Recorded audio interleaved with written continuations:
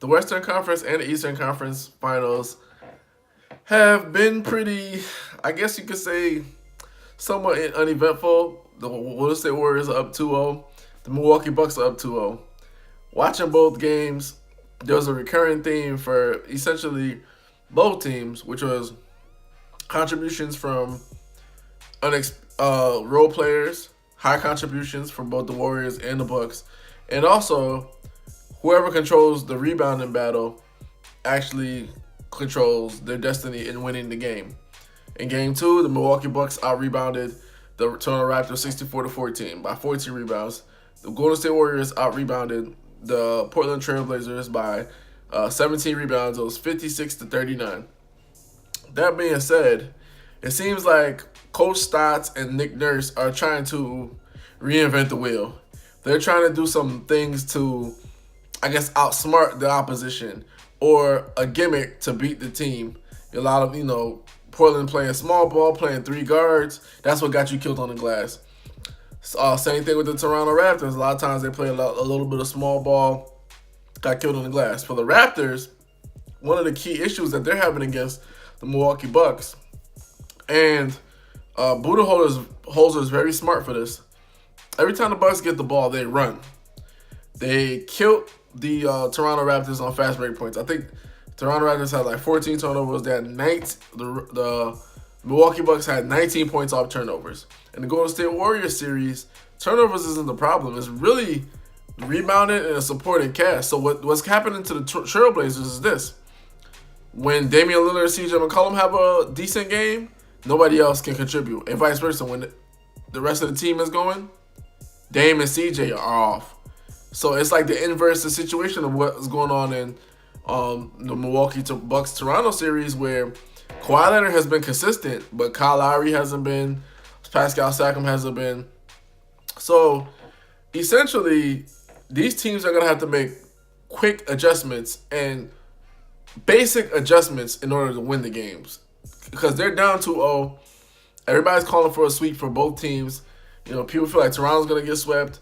The Portland Trailblazers are going to get swept, even without Kevin Durant being on the Golden State Warriors lineup. I don't believe it's so.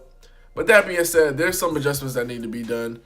For the Toronto Raptors, I'm going to say this. You have to essentially wall off the paint.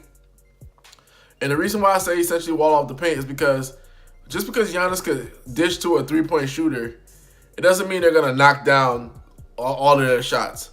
One key a lot of people don't even remember is when you watch the game, Toronto versus the Bucks, game two, I think the Bucks made 13 threes. Toronto made only 10 threes. At the end of the night, they both ended up shooting basically the same shooting percentage, which was 31% from three. So if you try to control the paint, keep Giannis out of the paint, box out, chip a rebound, game rebound, that also helps you control the glass. And that's another position for the Toronto Raptors. They have to control the glass. You cannot continue to let the Bucks out-rebound you by 14, 15, 16, 17 rebounds. You have to make a conscious effort to rebound. That includes Kyle Lowry. It can't just be Kawhi Leonard and a big. Marc Gasol has to contribute. All the role players have to contribute. That's the third thing. Role players have to play their role, which is contribute. So those are the three things for them. They have to control the fast breaks, play a slower pace game. Don't play as fast as the Bucks because that's what they want to do. I don't think their half-court sets are that impressive. They have basic half-court sets. So you want to slow down the fast breaks, control the rebounding, control the paint, and role players step up, which are going home. For the Portland Trailblazers, to avoid going down 3-0 or a potential sweep, you have to control the glass. You have to play big. One of the things that people don't understand is when they were playing big and stuff like that in game one and the bigs weren't showing, in the fourth quarter, they're only down 6. When they start playing small, they and they played big in the beginning of game two. And then they switched to playing small. They had like a 17-point lead. Dame and CJ and even Steph Curry were hitting shots. And then what happened was that 3-guard lineup forced them to get out-rebounded. You have to play big against the Golden State Warriors.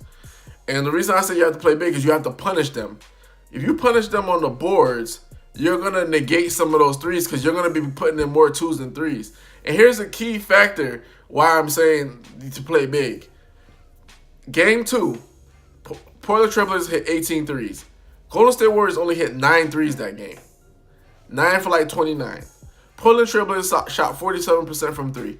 Shot a way better percentage from 3 than the Portland Trailblazers, than the Golden State Warriors. That being said, if you play big and the Golden State Warriors hit about 9 or 10 threes, and you could just not even match them, but 10 or 8 or 9 threes, but you're punishing them on the glass, you're in good shape to win that game.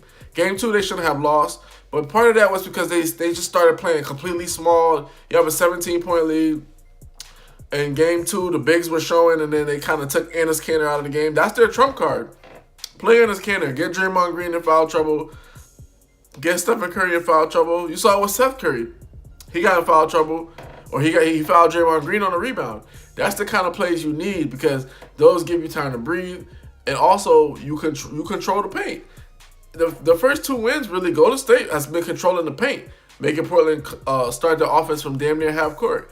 Portland Trailblazers have to understand we have the bigger players. We should be controlling the paint. So if Draymond Green is your 5-man, or Bogut is barely playing any minutes, they're going to that Hamptons 5 lineup. You gotta punish them.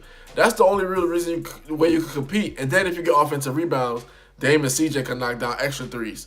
So like I said, it's like the 3-point barrage. It doesn't matter, and this for both series. Honestly speaking, for both the Bucks and the Bucks-Toronto series and the Golden State Warriors Portland Trailblazers series. Because it's like at some point in the game gets close. Like even when Toronto cut it down to 13. 13 was a manageable size lead to cut down. But what happens is they give up more fast break points, offensive rebounds. Same thing with the Portland Trailblazers. You had a 17-point lead in Game 2. They cut it down, you get an 8-point lead. So it's manageable. So don't overreact to the threes. If you look at Golden State and the Bucks, they're playing old school style kind of basketball. They're running into the paint, fast break points, and game rebounding. And that's all it is. They're not trying to reinvent the wheel. They're not doing anything crazy. They're not shooting a million threes. You don't have to shoot a million threes to win a game. Sometimes it just comes down to simple, basic things. And those are the adjustments that both teams have to make, which is the Toronto Raptors and the Portland Trailblazers, to avoid getting swept. Because if they don't make these adjustments, they're getting swept. Point blank, period. Hoops Junction. Hoops means hoopla. Like, comment, subscribe.